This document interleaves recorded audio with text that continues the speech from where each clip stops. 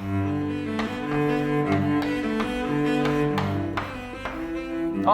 hey, how's it going everyone? This is the Anime Man. Today I have traveled all the way outside of Tokyo to Yokohama Design College, this beautiful design/language college out here in Kanagawa. Now, if that sounds familiar to you guys, it's probably because my lovely girlfriend Aki did a video where she spent 3 months being a student here. If you want to check that out, link is in the description below. But today your boy is not going to be the student. No, he is going to be the sensei. Yokohama Design College has so graciously allowed me to teach one of their classes a little bit of Nihongo, because let's just say your boy is Nihongo Jozu.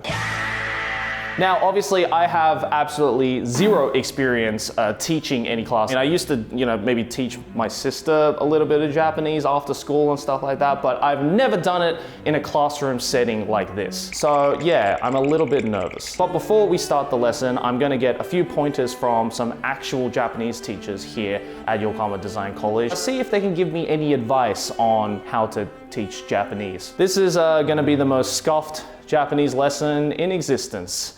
Let's go. 佐々木先生、よろしくお願いします。よろしくお願いします。ちなみに日本語教師は何年ぐらいやってるんですか？そうですね、10年くらいですかね。10年ぐらい。じゃあもうベテランですね。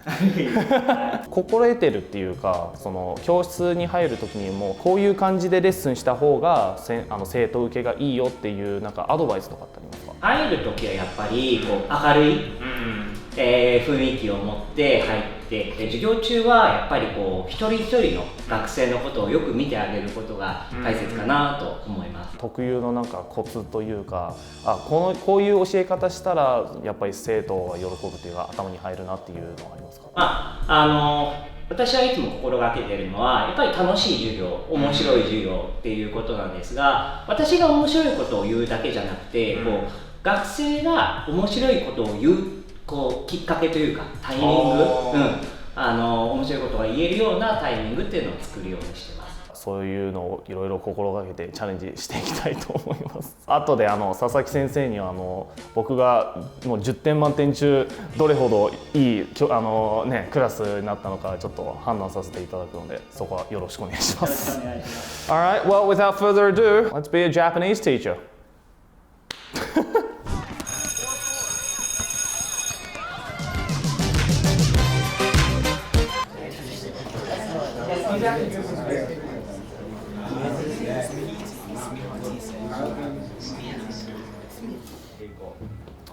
Hi.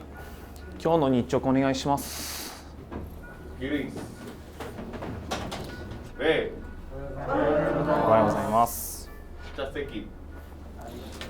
Okay, hello everyone. How's it going? I can speak in English, don't worry. Today will be a Japanese class in English. It's going to be a little bit different. For those of you who don't know, my name is Joey. You can just call me, I don't know, Mr. Joey, I guess. I will be your teacher for today. I'm just going to be straight up with you guys. I'm not a teacher. But if there is one thing that I am pretty good at, it's Japanese. The lesson for today will essentially be, for one, answering any questions that you guys have about Japanese, and I will try and answer it to the best of your abilities. Two, just, teaching you some fun things about Japanese. Maybe some things that, they can't teach you in a classroom setting. Fun things. I mean, fun is of course subjective, but I'm hoping that there might be a couple of things I can teach you guys that will make you, I guess, be a little bit more curious about Japanese. Japanese, as you guys all know, is a very difficult language, and I know exactly how you feel, right? Because I'm still learning that stuff every single day. To get things started, do you guys have any questions? And I mean anything concerning Japanese that the teachers aren't teaching you, or that you want to know, or that you want to know a little bit better? We have been learning kamoshiranai. The question is like all the time is 9, and the verb is 9, the verb is negative, and kamoshiranai is negative, but that means positive. Why we have to use like manyawanai kamoshiranai?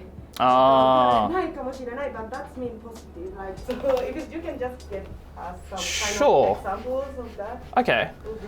So what you're saying is that ないかもしれない can be considered, so ない could be a negative, right? So that's a negative. The doshi before that, Mhm. the verb before that is negative false. For example, 間に合わない Manyawanai, okay. かもしれない So let's use manyawanai as an example. This is great for me as well because I'm also thinking about this as well because, you know, for one, I never really thought about it like this. So we have manyawanai, which is I'm going to be late, and then you have nai, which is a negative, right? That's a negative. So what you're saying is even though there is a negative here and a negative here, the entire sentence becomes a positive. For one, I would look at this sentence and not necessarily say that this is a positive sentence. So if someone told me 間に合わないかもしれない, right? That in English would essentially mean, oh, I don't think I'm going to make it, which just one negative. that's a negative, right? So obviously the かもしれない is I don't think. The I don't think, I don't know is essentially just, you know, that could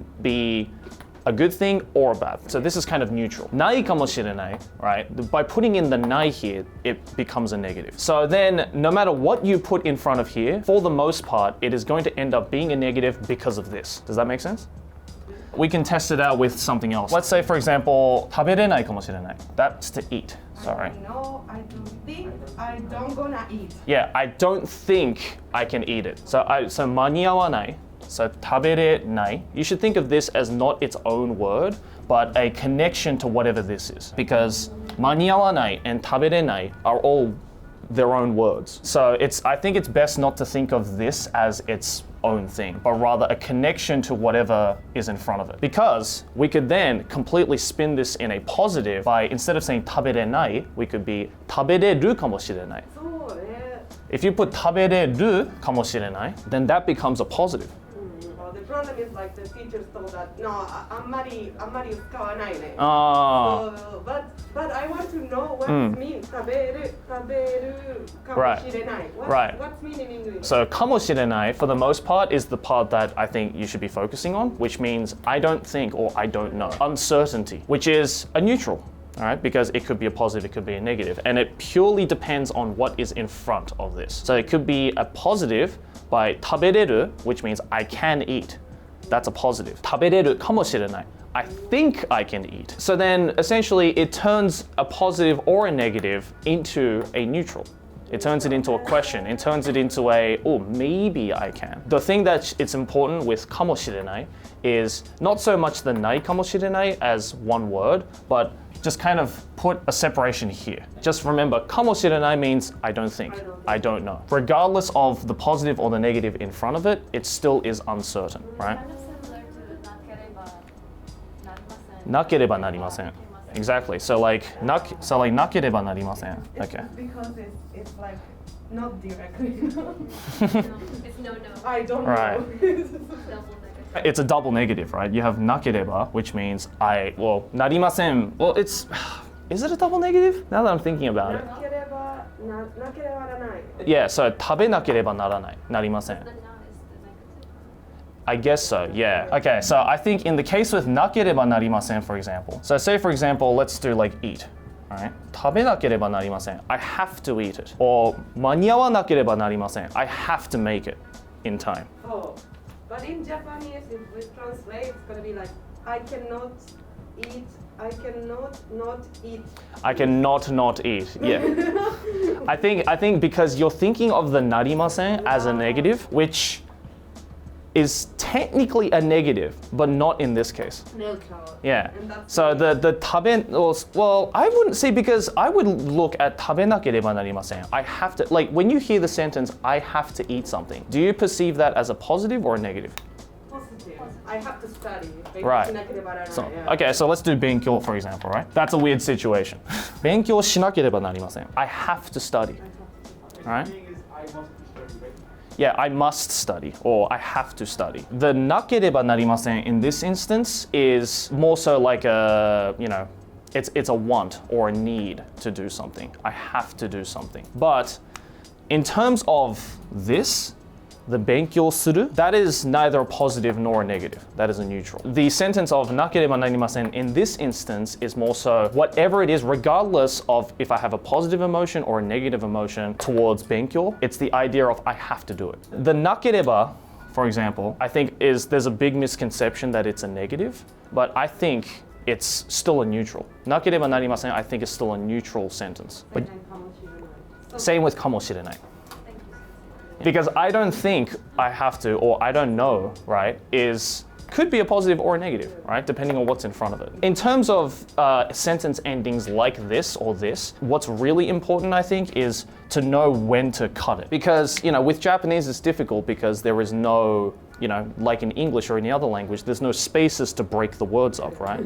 That's where a lot of people get confused of, okay, where does the English word start and where does it end? You might not be able to write a space in Japanese. You can kind of put an imaginary line where the actual phrasing starts and where the subject starts. Nice. Yeah, hopefully that answers your question. Good thing is Okay. I forgot about English and say this is positive, this is negative. Yeah, definitely. Thank you. Yes. Yes, you can. You have 30 seconds to come back. So be quick. Nice. One thing I want to, I guess, teach you guys about is, okay, hands up for people who are struggling with kanji. Some people are just like, no, I'm good.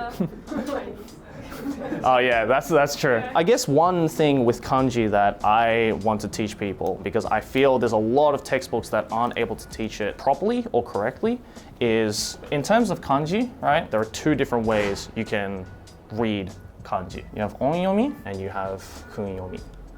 ちょっと待って、kunってなんだっけ? How do you write kun again? This just proves to you no amount of Japanese can make you remember. I don't think it's in kanji.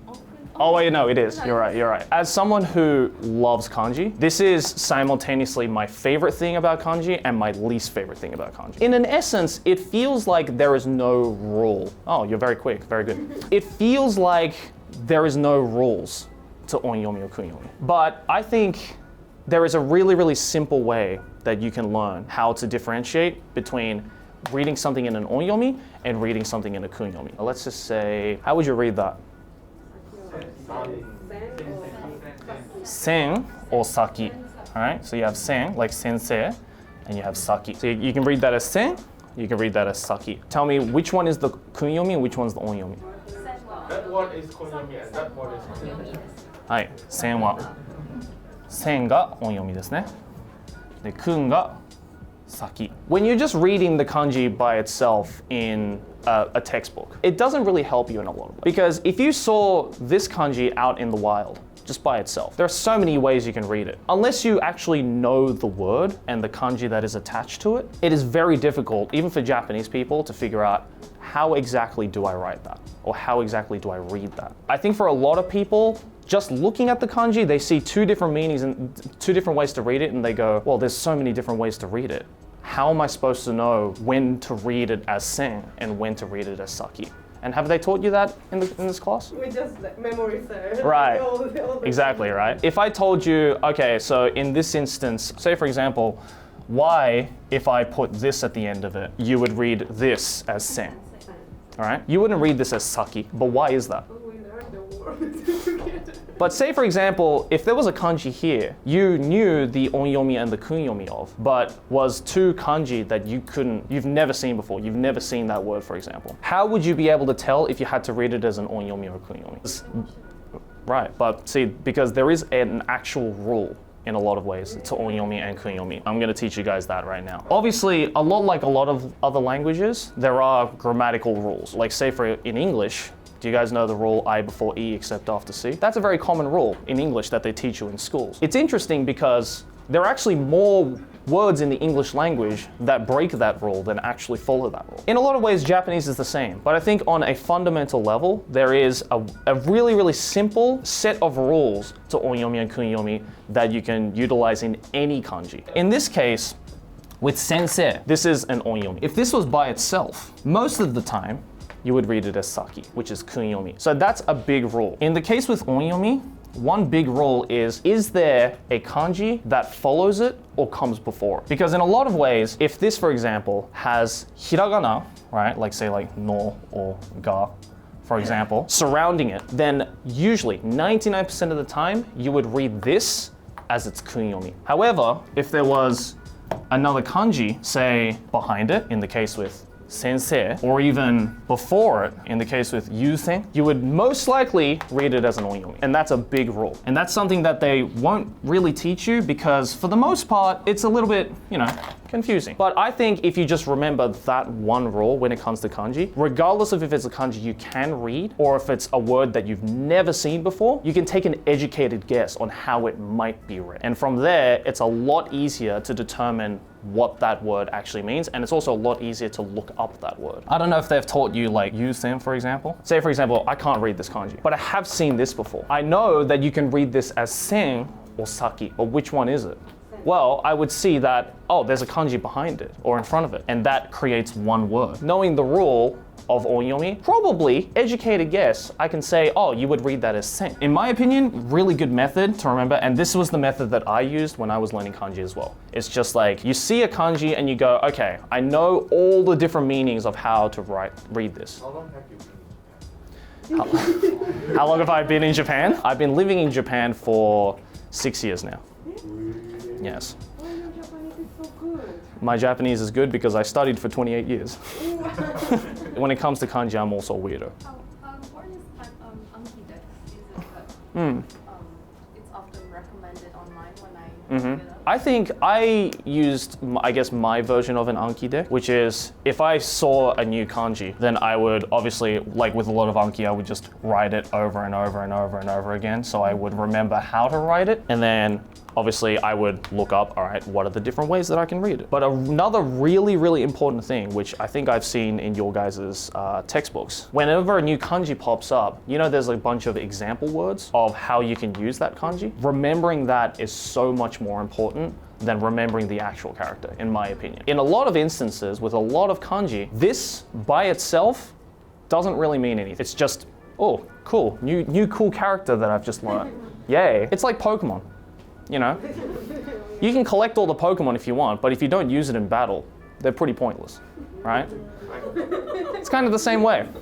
In the sense with kanji, it's so much more important to not only know the onyomi and the kunyomi, or all the different ways that you can read it, and obviously know how to write it, but it's also really important to know what other combinations of kanji can I use with this new character that I learned that I can utilize in everyday life. Kanji, they're just like love and hate relationship. It is. Absolutely. It is absolutely a love and hate relationship. And love it. Sometimes I just I absolutely agree with you, and I'm exactly the same way. And especially when, kanji look so similar as well, right? Like that, for example, right? It's two different kanji. This is ko, for example, and this is mosu. It's just those subtle differences. And obviously, when it comes to kanji like this, yes, of course, very important to know the subtle differences, because this tiny little line that sticks out is the difference between a word making sense and a word not making sense. I think what's also really important is learning the combinations that you can put with different kanji, and also the meaning of the kanji. In a lot of ways, as I was saying earlier, you could see a combination of characters, and you'll know, I don't exactly know how to read it, but I know what it means. Then I can take an educated guess because I know that these characters mean what they mean. And that's what's so difficult about kanji. Obviously, Chinese students are just like, easy, no problems there. But for everybody else, it is absolutely a love-hate relationship, but I think... You're in this situation, right? Like, you're just driving and you see someone like, save me. Yeah. It's in kanji, but you only know how to read it, and then you have to like, Look it up. oh, and then it's gone. Exactly, right? Like if you see like, if you see something that says like tasukete, you could be like, okay, so let's say hypothetically, right? You only knew like the onyomi for this. You'd be like, oh, I know that you read this as jo, but you wouldn't read this as jokete. You'd read this as tasukete.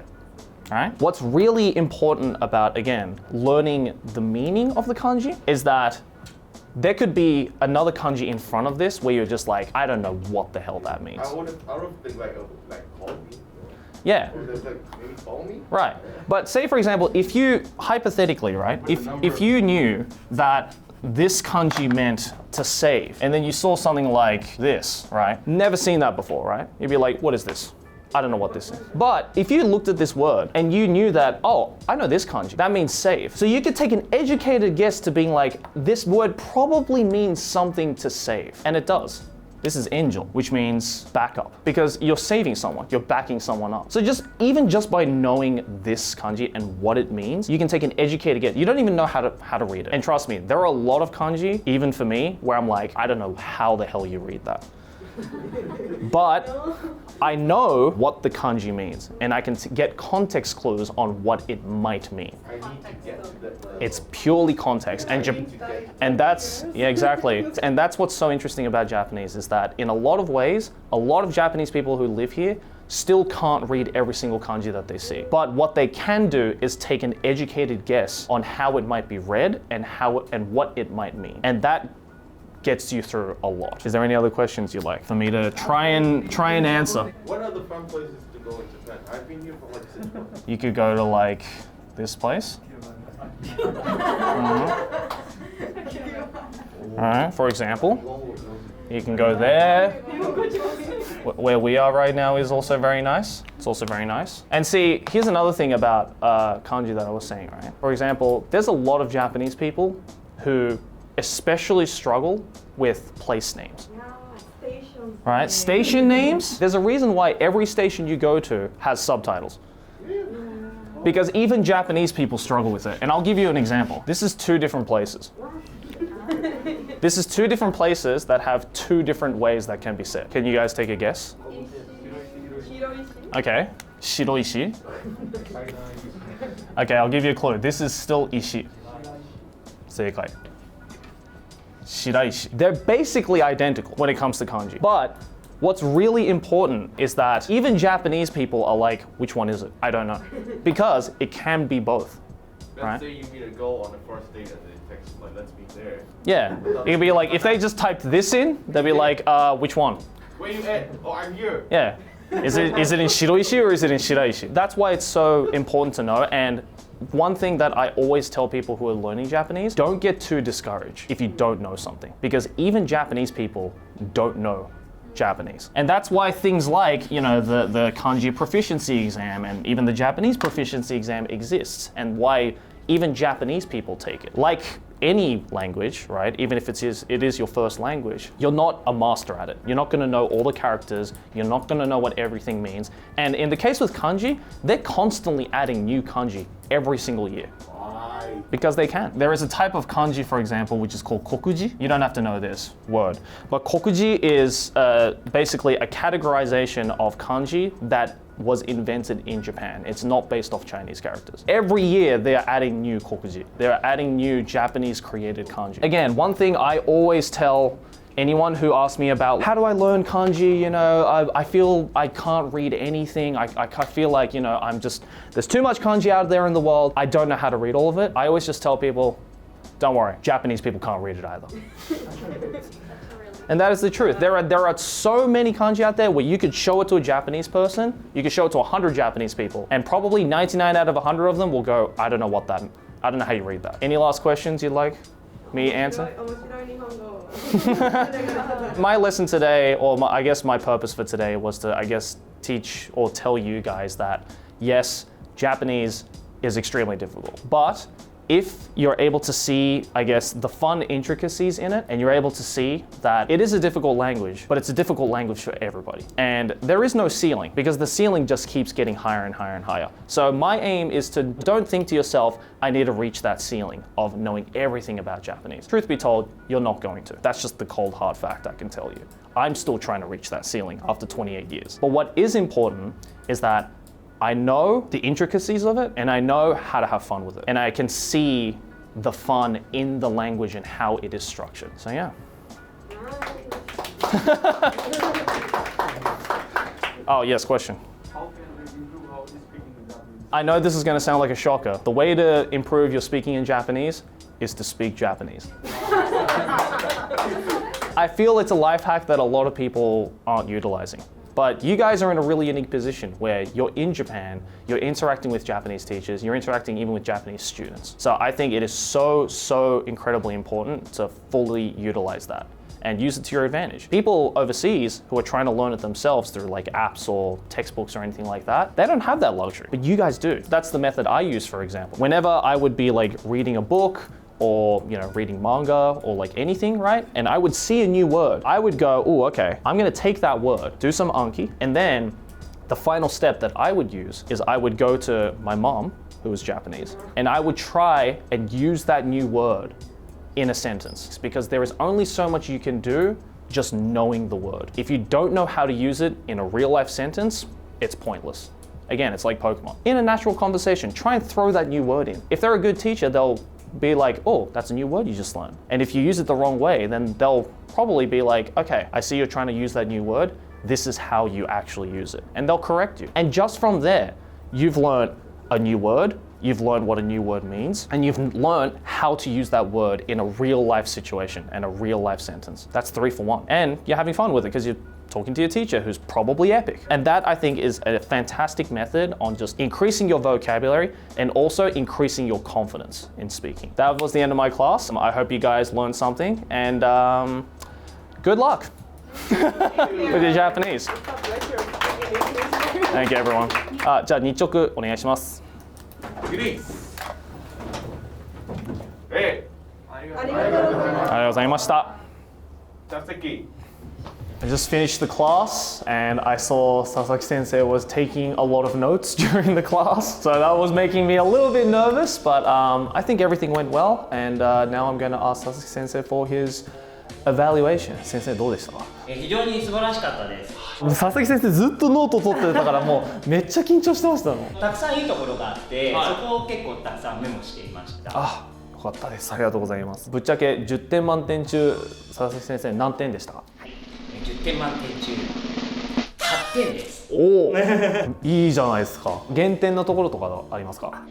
非常にたくさんいい説明とか、していらっしゃったんですけれども、あそこから学生が考えるようなクイズだったりとか問題を出すと学生がちゃんと理解しているかっていうのを確認できたんじゃないかなと。まあ僕一方的に説明してるだけでなんかそうですね、確かにクイズっていうクイズとかなかったですよね。発展できるとさらに良かったんじゃないかなと思います。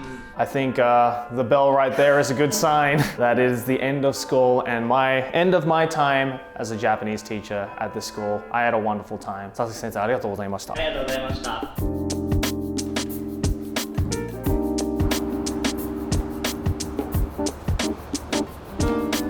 Well guys, that was the end of this video. Hope you guys enjoyed it. I had a really fun time actually. It was kind of a childhood dream to be like a school teacher growing up. I feel like I was able to achieve just that one little dream. A big thank you to the folks over at YDC Yokohama Design College. I will leave the link to their school down in the description below. If you want to come to Japan and learn some Japanese, be a Japanese student here, then this school is definitely the place that I would heavily recommend. And I hope for all of you who are watching this video who are learning Japanese yourselves, regardless of if it's in a classroom setting or you're just trying to self-learn. I hope this video gave you a little bit of encouragement, maybe you learned a little bit of something, and if you're not learning Japanese, maybe you want to start learning Japanese. I don't know. But either way, I appreciate you guys for watching. Leave a like if you enjoyed, subscribe, and I will see you all in the next one. じゃあね!